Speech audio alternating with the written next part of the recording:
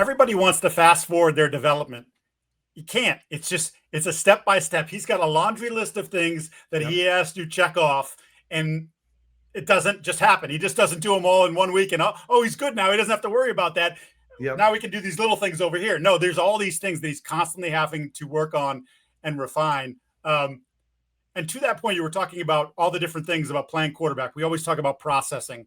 What have you seen from Drake on that level as a processor? Because I do think there were times, and maybe one of my concerns when he came out of North Carolina was he was bigger and stronger, and like he could just kind of run around, and he did do a lot of YOLO moments, hero ball type stuff. Is he going to be able to sit there where, as you said, a team said, I'm not going to let you beat us on the outside. You're going to have to beat us from the pocket. We're going to make it hard on you. You're going to beat us from there. What have you seen from him from year 1 to year 2 in that aspect? Yeah, I mean, I think he's been solid in that area. I still think there's room to grow. Again, getting your eyes in the right spot to start is half the battle. And again, I can't sit back here and say I know exactly what guys are being taught, but I know what I would do. And I think I'm pretty smart in that area. So, if they're not being taught the right way, I wish they would better understand it, or, I wish they would be taught that way. And, and then it could be the opposite where they're being taught that way. And then, they just not getting their eyes in the right spot. They're starting in the wrong spot, and they need to get better at that. But that's one area that I think, there's times where I just sit back and go, okay, why did he start there? Why was his body language and his eyes over here instead of there? But I feel like he's been really good, for the most part, like with his first and second guys, like, starting in the right spot and getting that first read.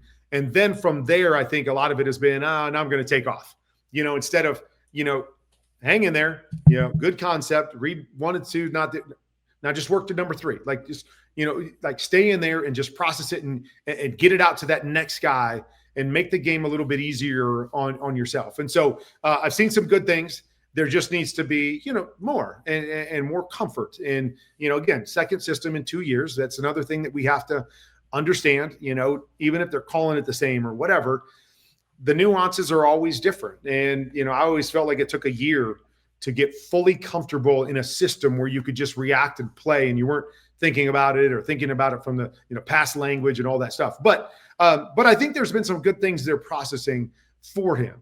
I don't think he's a guy that's just a one-look guy and then take off. I've seen some good things from that standpoint, and you see some moments in every game where you're like, that's really good right there. That, and now we just need to make that the staple, the normal for him. But yeah, definitely there, and definitely, as I said, better than I thought it would be when he got in last year, and it's progressed at a good rate. And how about from a mechanical perspective? I went back and watched your QB Confidential on him when he was coming out. And there were a couple times you pointed out, like sometimes his feet get too close together. And there was all kinds of talk about his footwork coming in. Our good buddy Dan Orlovsky suggested he sit for 2 years, like that whole thing that happened. As we well know, you're not allowed to do that in this league. Right. But like, what have you seen from that perspective? Because I think they focused on that quite a bit last year. And I think he's tightened it up, but again, I'm not the expert on this. Yeah. And there clearly are times, obviously, where it does get a little loose.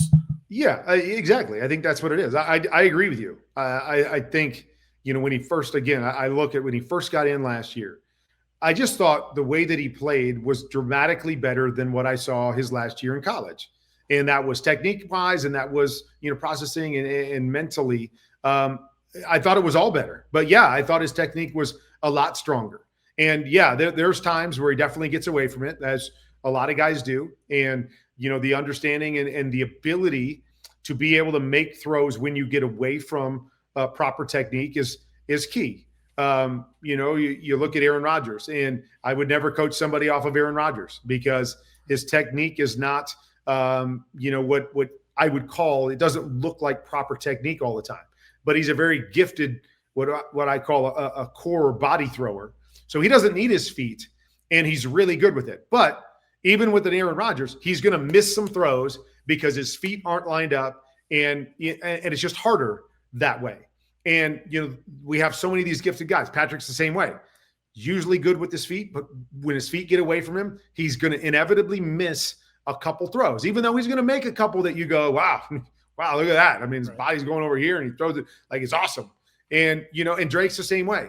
These guys are so gifted that they will get away with that at times, and they'll make a great throw with that. But, just like all of us, right? We do something and we have success with it. Well, I can do that again. Like I can do that. That's just part of what I am. And you got to fight that to go, I gotta stay in technique as much as possible.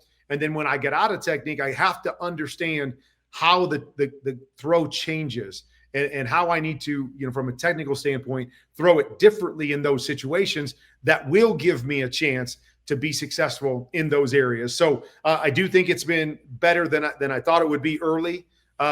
Yet still, again, he's very gifted. And there are times where his feet get away from him. His feet are going one direction. He's trying to throw it another direction. And inevitably, the ball is going to get away from him most times when that happens. And that's just something you have to clean up, and you have to fight the urge to go, I know I'm ultra talented, but let me be proper technique. Again, you go back to look at the great ones, the Peyton Mannings and the Tom Bradys. And again, they couldn't do what those guys could do. So it's a whole different deal. Like, you're not going to try to do stuff that you're not any good at anyways. But those guys were so technically sound so much of the time, and it just carries you. When you know how to throw, it will continue to carry you, and it will become your normal. I use the example all the time. I'll have young guys, college quarterbacks come and train with me all the time, and I can outthrow every one of them still to this day. And I don't throw a football anymore. Like I don't go out and play catch. And so you keep it shit, but I know how to throw a football. Like, I know proper technique and how to transfer my weight and how to lead a ball with my body. And so it's like riding a bike, is that when I go out there, if I'm lined up or if I'm going to hit, I'm going to make the throw. And that's what you want from these guys, is you want them to get to the point where it becomes their normal, where, it's just like riding a bike, that they're not thinking about it and they're not falling into bad habits, because that is their habit. Their habits are good habits. And it just takes time, and it takes work, and it takes effort on the quarterback's, part to just do it over and over and over again. And again, some of these guys I don't even think have learned how to throw a football correctly to begin with. And so they're just good at throwing it. So they're going out and figuring it out. And I think if they were taught the proper technique and worked on it, it would just be something that could carry them, and you wouldn't see, these, what you called loose moments, happen nearly as often. Yeah, you can't. When you get to that next place, if you're going to get to that next place, you can't miss the layups. You never missed the layup. Tom never missed the layup. Peyton, and you guys also had the accuracy where, you could split two blades of grass or fit it through a keyhole, whatever, however you want to say it, you could do that. And these guys are capable of that, but it's the consistency of doing it over and over again. And you got to be a little maniacal. You were maniacal about it. You do. And you also, there's a level of timing that goes with that too. So, when I talk about technique, it's not just, okay, once I've decided to throw. A lot of it also is the setup to throw, being ready a tick ahead of when you need to be ready, right? And, I see it all the time. A great example is like, when you throw quick throws, most of these guys are so used to playing in the gun that your natural response is, when you catch a shotgun snap, is to go back. And so, these guys are throwing quick throws and they're catching it and taking 3 steps from the gun when it's a 3-step drop from under center, and they're late on everything. And so they're missing opportunities, or their technique, they can't get caught up with their feet to make a proper technical throw because they're late in the process. And so that's another part of it, is, making sure that your feet are connected to the throw and you're ahead of the throw. And again, you talk about the best, like Tom, you watched him for years. It was like catch set. Like, I'm not doing anything with my feet. I understand in the shotgun, I don't have to go anywhere. And he was set and ready. So as soon as that, guy came off the outside linebacker, man, that ball is coming right off his ear, because I know there's another linebacker there.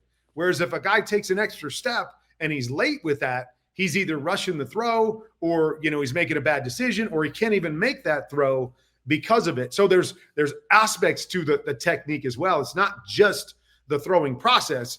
It's getting to the point of when you can start that throwing process and winning at that level as well. There's, we all love the wow plays, everybody. I'm sure you sit there on set and you're like, oh my God, that play he just made. But there's something beautiful about the things that you were just talking about, where, like, you don't even think about it, but how remarkable it is that you saw it, you let it go. The guy hasn't turned his head yet. The ball's right on him. Like those things are like, that's quarterbacking to the next level to me. That's the Yeah. kind of stuff that Well, they and just yeah, eat and up. that's the stuff that the guys that consistently do that are the guys that wow me.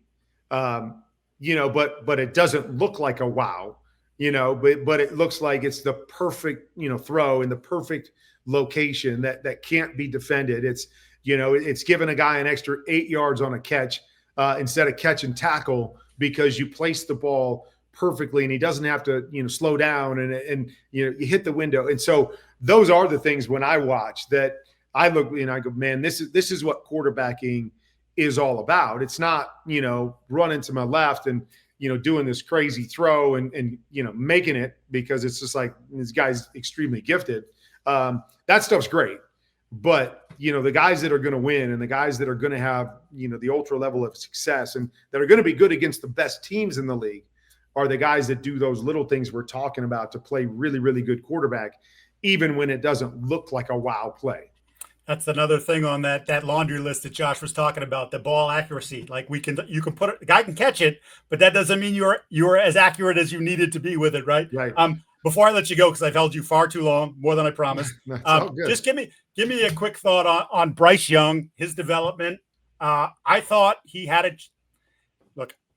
I'm an anti-short quarterback. I'll just put that out there. Everybody knows it.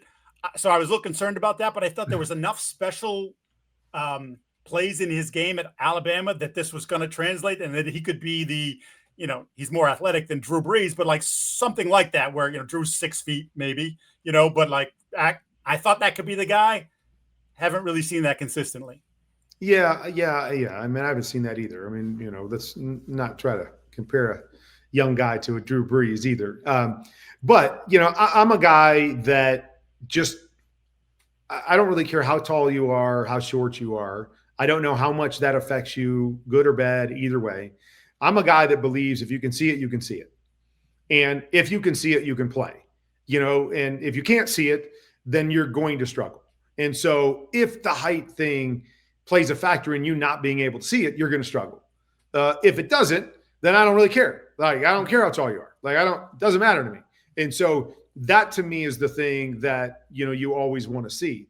And early on, I didn't think he saw it at all. I didn't think he really knew what he was doing. And it was a real struggle, before he got benched.